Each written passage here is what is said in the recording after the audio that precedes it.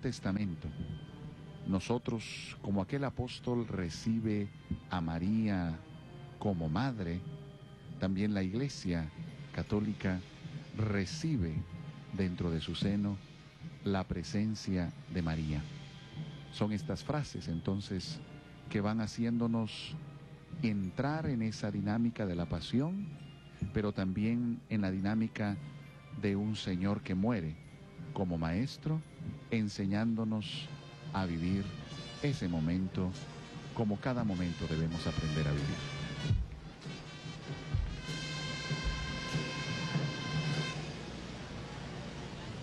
La centuria romana también acompaña a este cortejo y pues veíamos su estandarte, porque son una organización muy bien montada que acompaña a esta procesión con sus músicos, pero también con los elementos que van llevando los diferentes estandartes. Yo me imagino, Luis, cómo terminarán los pies de estos hermanos allí, ¿verdad? Porque es un auténtico sacrificio. Con un zapato más o menos cómodo. Aunque fíjese que algunos de ellos me han comentado que se preparan, andan en casa los fines de semana con ese tipo de calzado, porque ese es un calzado sacrificado.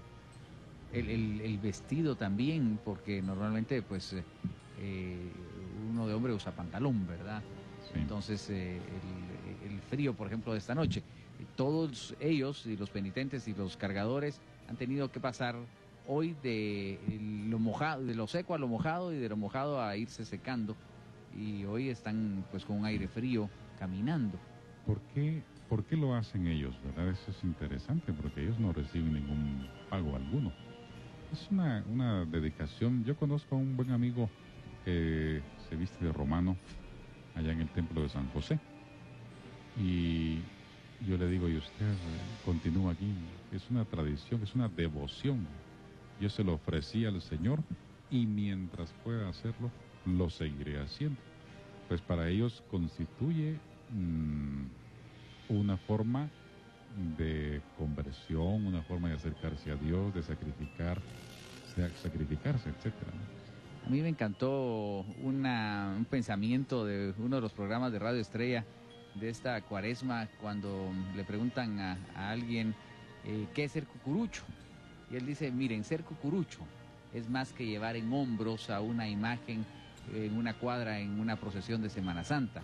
Ser cucurucho es una forma de vida, y de esa forma podríamos decir que cada uno de estos romanos, cada uno de aquellas personas que nos ponemos una túnica, pasamos todo el año preparándonos para este momento. Aquí a quienes vemos de romanos, de penitentes, quienes van llevando pues una comisión, quienes dirigen una hermandad, pasan todo un año, Byron, pensando en esto, preparándose. Y entonces no extraña que se puedan caminar 12 horas sin sentir pues un cansancio extremo, o por lo menos sin tener la necesidad de comida, porque aquí pues los vemos y no es que estén comiendo cada poco, como podría ser un espectador que de pronto hasta viendo la procesión puede ingerir un alimento, y los pies aguantan.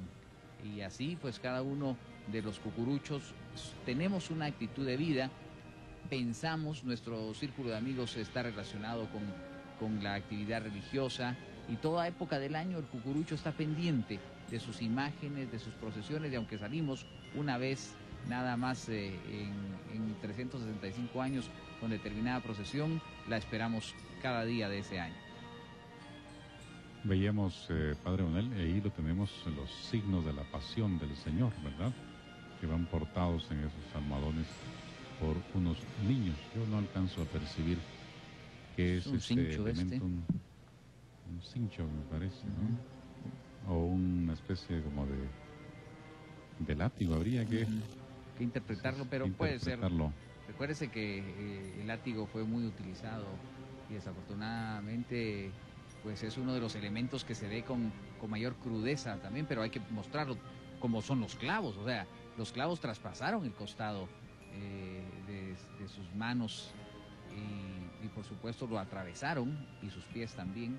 Así que hay varios elementos que son como crudos, ¿verdad? Porque si uno se pone a pensar en los clavos, es un elemento que que es hasta doloroso el verlo, Sí. ¿no?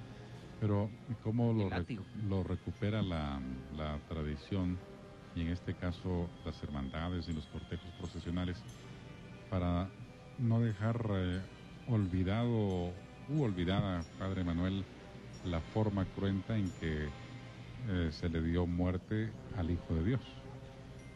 Efectivamente, estamos tocando una realidad de uno de los instrumentos más terribles que ha conocido la historia humana de causarle la muerte a otro ser humano.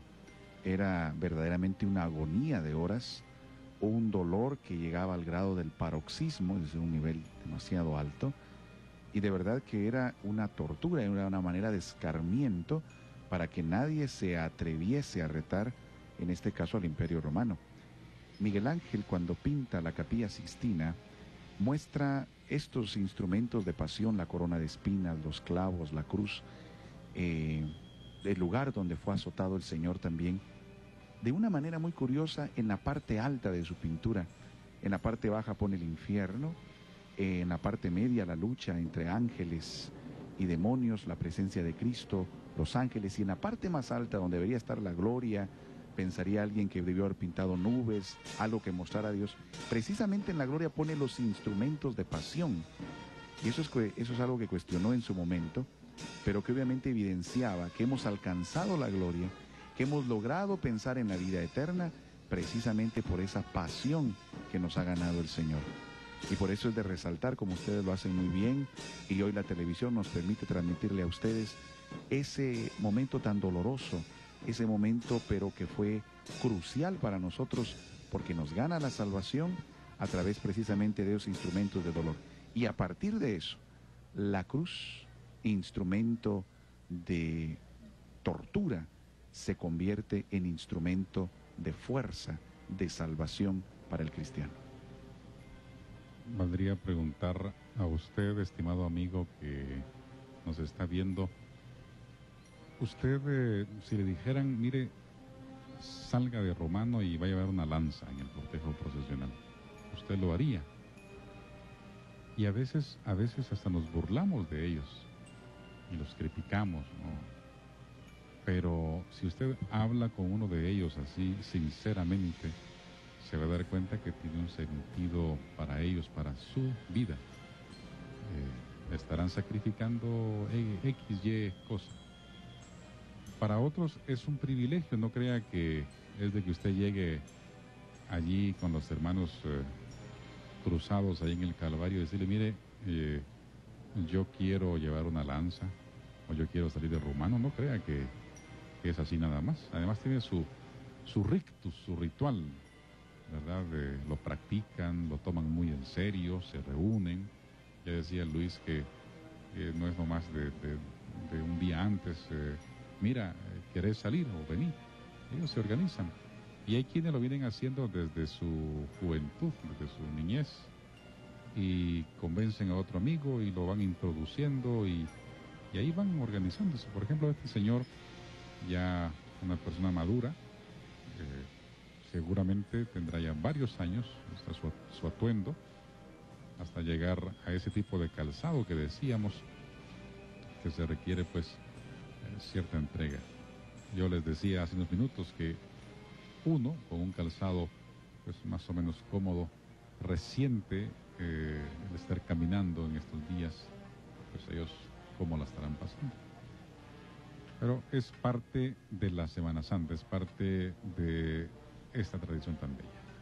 Y por supuesto que el ser romano o el ver a los romanos en una procesión también despierta el hecho histórico de cómo los romanos pues son a quienes se les ubica como los que mataron a Jesús, los que lo crucificaron, pero había una situación de conquista de Roma, de ese mundo antiguo, padre, que valdría la pena ubicar de pronto para aquellos que quieran tener esta realidad de cómo fue que se dieron las cosas, porque por un lado tenemos a Pilatos y por otro al Sanedrín. Si usted nos quisiera adentrar un poco en este conocimiento. E incluso Herodes, que también era otra figura que también jugaba ahí un papel dentro de la política, dentro de la sociedad, es interesante conocer, porque era la manera como el Imperio Romano dominaba, era un dominio, pero con ciertas libertades, dejaba que hubiese cierta organización al interior de los lugares donde ellos dominaban y donde ellos conquistaban. Y entonces les dejaban cierta libertad a cambio de un tributo que tenían que pagar, y por lo tanto el Sanedrín era la autoridad para los hebreos, tanto religiosa como política, y los romanos les permitían tener un rey, que en este caso era Herodes. Realmente era un títere del Imperio Romano, no es que tuviese mayor posibilidad de accionar, sin embargo lo dejaban, pero en ciertas provincias había necesidad de una presencia, diríamos, más fuerte del imperio. Se colocó un procurador, y en este caso, en el tiempo del Señor, era Poncio Pilatos, quien ejercía esa función de procurador como una figura más cercana del imperio, porque se suscitaban ciertas dificultades. De hecho, en el año 70, Jerusalén es destruido porque la gente hebrea se levanta en una rebelión que es aplastada en el año 70 por el Imperio Romano, donde destruye el templo y deja lo que hasta hoy es el Muro de los Lamentos, dejando un muro de aquel templo que conoció el Señor. Pues es una estructura interesante en la cual se movía Jesús, donde tenemos que entender que también Él no era ajeno a una realidad política, social compleja, y donde también Él pudo ser modelo y luz. Por ello nosotros estamos invitados en nuestra realidad política, social, a no decir, bueno, el tiempo de Jesús era distinto, era más fácil. No, no, no, era también complicado, era una estructura compleja de la realidad social, y donde se nos demuestra que también nosotros en nuestra sociedad podemos y debemos ser luz, podemos y debemos vivir el Evangelio. Y de alguna manera consideran Jesús adversario también de todo este montaje o este aparato político, padre, porque sus acusaciones en ese juicio político son un poco de desestabilizador y de mover masas. Efectivamente, el temor, como vamos viendo el Evangelio que nos va llevando hacia la pasión durante la Cuaresma, nos hace ver esos constantes enfrentamientos, sobre todo con las autoridades religiosas, que sentían que se tambaleaba su autoridad, como la gente lo buscaba a él y ya no a ellos, porque dicen, habla como quien tiene autoridad, decía, su enseñanza iba respaldada con su persona, sus acciones, su vida, su testimonio, y eso hacía evidentemente que se tambaleara la autoridad moral que tenían los que estaban por oficio al frente del pueblo. Pero con Jesús ellos sentían como esto se desestabilizaba, y como también ellos podían perder esa autoridad, que Jesús levantara a la gente y que el Imperio Romano finalmente viniera a aplastarlos a ellos. Y por eso dirá Caifás, es necesario que muera uno para que se salve el pueblo, y era ya algo profético, no solo el pueblo hebreo, sino toda la humanidad. Ya que estamos hablando de estos personajes, fíjense ustedes en el tipo de lanza que llevan, la punta, digamos, de la lanza. A veces estos detalles no los observamos porque ya forman parte del cortejo, allí tienen ustedes. Y para los conocedores de estos elementos militares de aquel tiempo, pues tiene también un significado. Ustedes se imaginan la lanza que le introdujeron a nuestro Señor Jesús, o se imaginan cómo hacía el ejército romano de aquel tiempo para sus conquistas.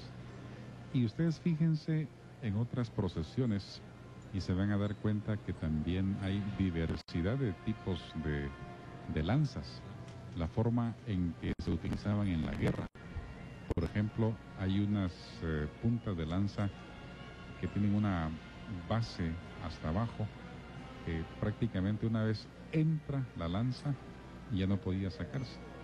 O sea, la forma o todo lo que rodeó la muerte de Jesús fue una situación cruenta, pues, y yo nada más quisiera decir, verdad, que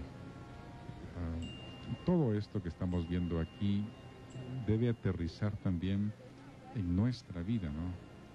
¿Qué significa para mí esto? ¿En dónde estoy yo en la pasión del Señor? ¿En el que juega los dados, en el que lleva las lanzas, o en el cirineo, o en la mujer de Magdala? En fin, yo creo que son